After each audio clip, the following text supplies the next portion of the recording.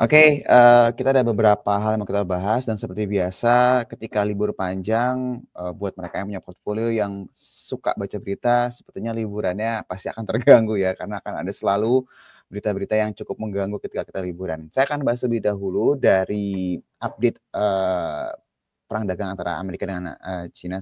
Jadi sebenarnya kalau untuk dari sisi global bisa dikatakan secara keadaan bisa dikatakan ini kondusif ya. Jadi kalau misalnya my friends mengikuti berita-berita yang terbaru secara, beberapa waktu hari terakhir ini, pembahasan antara Amerika dengan China sejauh ini masih tergolong kondusif. Ini belum muncul ya di screen-nya my friends ya, sebentar.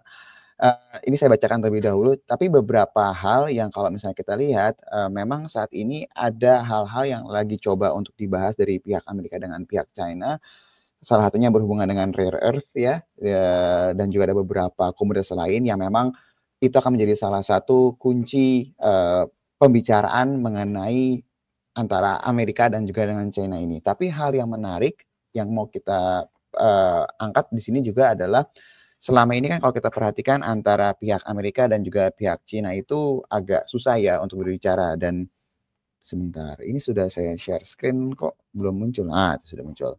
Nah, ini kalau misalnya my friends perhatiin, untuk pertama kalinya akhirnya setelah berkali-kali ditunggu, akhirnya Presiden, China Xi Jinping akhirnya, berbicara langsung dengan Donald Trump. Ini yang kalau misalnya kita lihat secara tensi langsung mengalami penurunan cukup signifikan ya my friends, dan ini seharusnya bukan seharusnya, ini imbasnya cukup bagus secara global. Jadi kalau misalnya my friends perhatiin, pembicaraan saat ini antara Amerika dengan China tergolong kondusif, apalagi sudah ada pembicaraan langsung antara Donald Trump dan juga dengan Xi Jinping. Jadi kali ini fokus pasar itu akan melihat kira-kira deal-nya akan seperti apa. Apakah ada tambahan-tambahan deal baru atau tidak.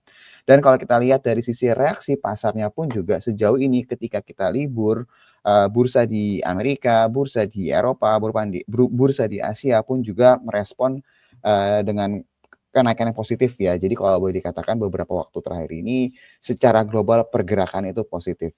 Jadi untuk update antara China dengan Amerika sejauh ini kondusif dan harapannya bisa menularkan ya efek yang positif juga pergerakan global ini ke Indonesia yang udah libur beberapa hari terakhir ini.